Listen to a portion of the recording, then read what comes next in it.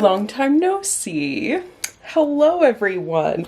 I'm really excited to be filming again because I have tried to do this for a while now and it hasn't happened, but like it needs to happen, okay? Before we even get into anything, I think we should talk. We need to, you know, just sit down, have a little chat because I disappeared for like a month. I need to set up the camera first and I'm not doing a very good job. Please hold. Okay, so it's October.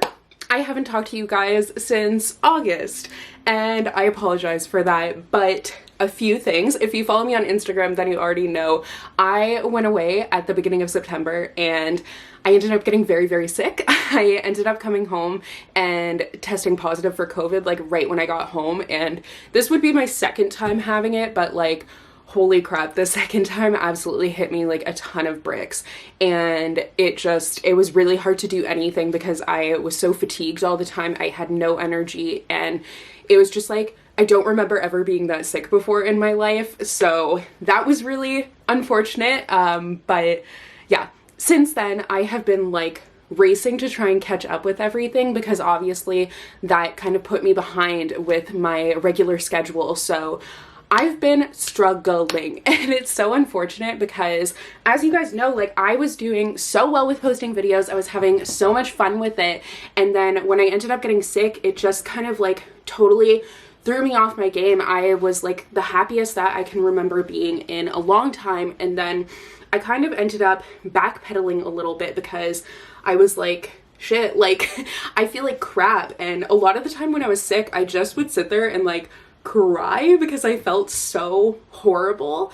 And the toughest thing about that is that like if I'm not producing content, I lose out on a huge part of my income. So like now money is also tighter than usual, and yeah, it's just, to be completely candid with you guys, it's not really a fun time. And honestly, I've missed making videos because I was having so much fun with it, like was just loving it more than I can remember in a really long time.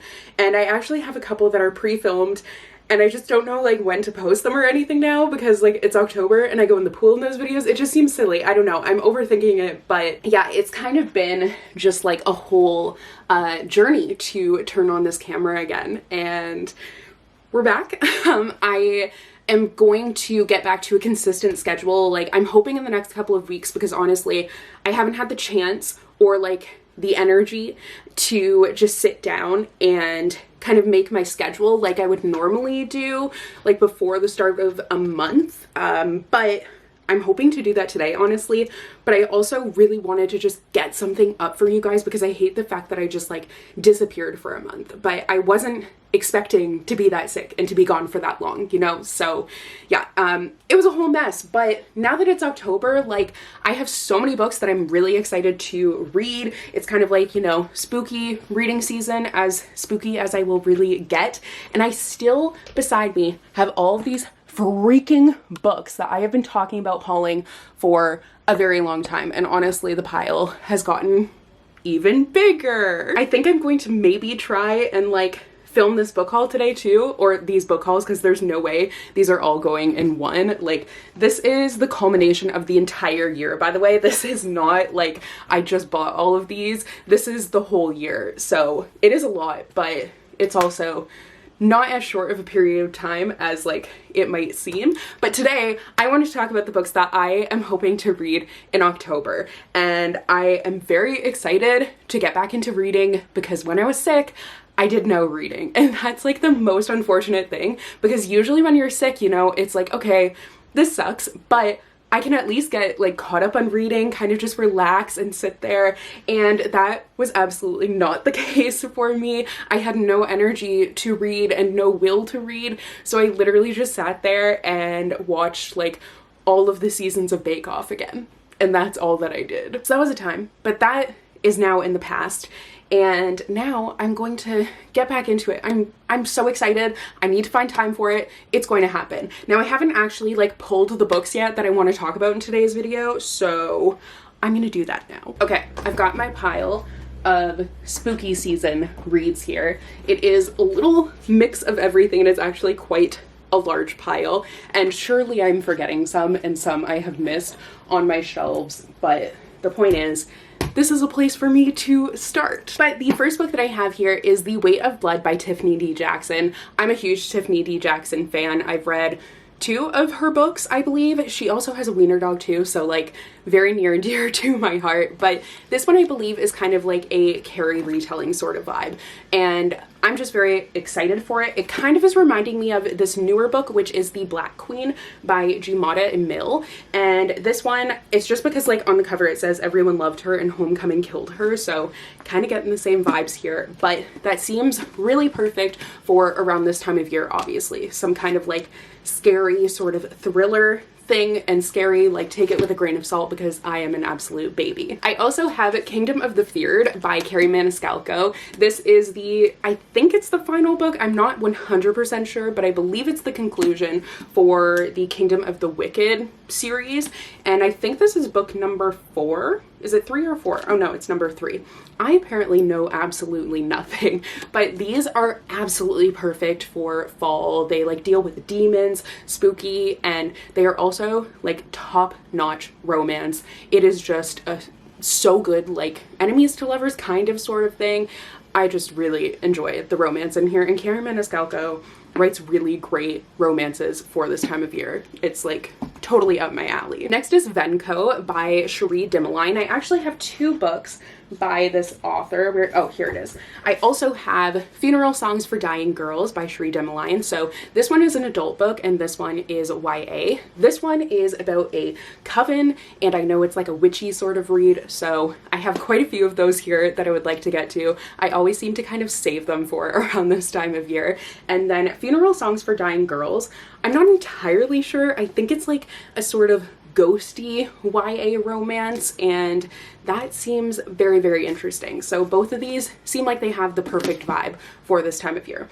How many times am I gonna say this time of year? Whatever. I also have The London Seance Society by Sarah Penner. This is by the author of, oh, what's it called? I can't think of what it's called.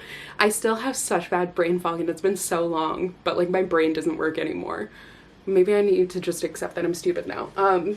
What is it called? I can't think of what it's called right now, but the book looks, oh, it's, holy shit, it's literally right there. It's by the author of The Lost Apothecary, and I quite enjoyed that one. I went into it a little bit skeptical because I know it had been really hyped up, but then I saw some like bad reviews, but I ended up really enjoying it. There definitely were things that like I didn't love, but for the most part, I did like it a lot. My camera battery is gonna die. Please hold. We are a mess. Okay, so the angle is gonna be totally different now because I ended up having to switch to another camera and like the lens isn't as far out, so it's whatever. We are going to deal with it. Anyways, London Seance Society, as I was saying, I mean, seance, what more could you want, right? Like it seems perfectly ghosty for October, and that's definitely, if I say vibe one more time, I'm going to hate myself, but it's the mood we're going for. It's what we're going for, okay? Next is House of Roots and Rune by Erin A. Craig. This is the sequel to House of Salt and Sorrows, which came out quite a few years ago now, actually, and this sequel just came out. So it's been quite a while, and I'm going to have to brief myself once again on what happened in the first book, but I do remember I really liked it. It's one of the like spookier books that I've read, and it is a 12 Dancing Princesses retelling, so that was a lot of fun. I love a good retelling, and it's like it's following the one sister, but like a bunch of her siblings, they keep on dying and stuff, and it's very mysterious and definitely has creepy vibes. I was gonna say, I was trying to think of any other word, but what's a synonym for vibes? Like, I have no idea. Next is actually another book by Tiffany D. Jackson, and that is Grown. I have had this one for so long. I think it came out in 2020 at the end of the year. I can't exactly remember, but I'm pretty sure that's when it came out, and I've wanted to read it since then. It is about a girl who is like trying to make it in the music industry, and the guy who's been mentoring her ends up like going missing or being murdered, and she's suspect number 1, which is obviously kind of an issue.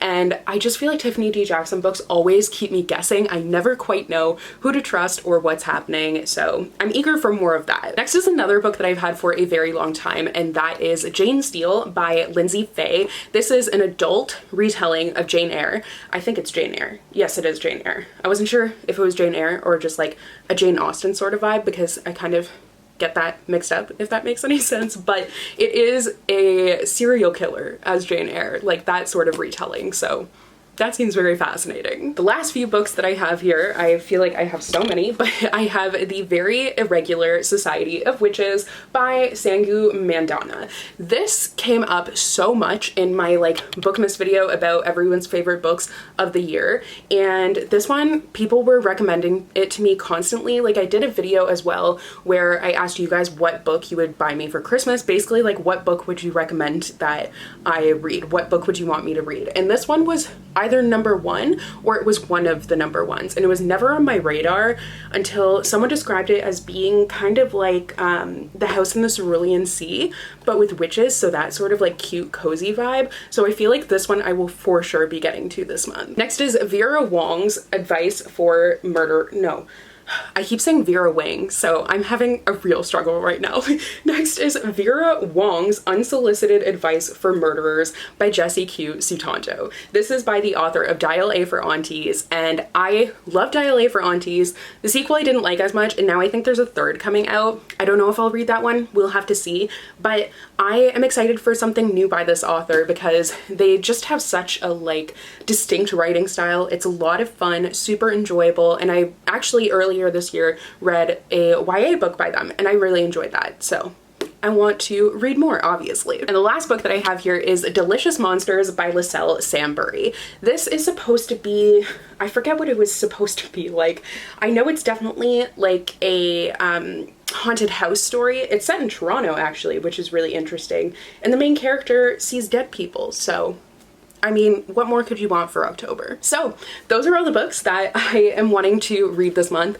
Obviously, if I can get to more, that would be awesome, but I really don't know how the month is going to go. I'm not going to try and predict that.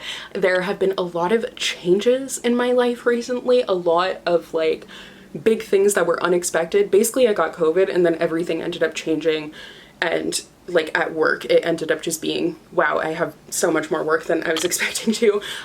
So that's part of the reason why I haven't really been able to get caught up with anything. Also, I probably should have changed the lens here because I feel like you can likely hear it focusing. I hope you can't, but I'm so sorry. I just wanted to get a video up for you guys. So thank you guys so much for being patient with me and for watching this video. I promise right after this, I'm going to go and kind of like make my little plan, figure out when I'm going to be filming things, and definitely I want to film a vlog tomorrow because I just love doing those and I want to get back to that. But I'm just really excited that I did film a video. I miss doing this, honestly. Like, I want to talk to you guys. I don't talk to anyone, so I just want to talk to you guys, and I haven't been able to, and that has been a rough go. But once again, thank you so much for watching today's video. I hope you did enjoy it, and I will see you guys in another new one soon. Bye!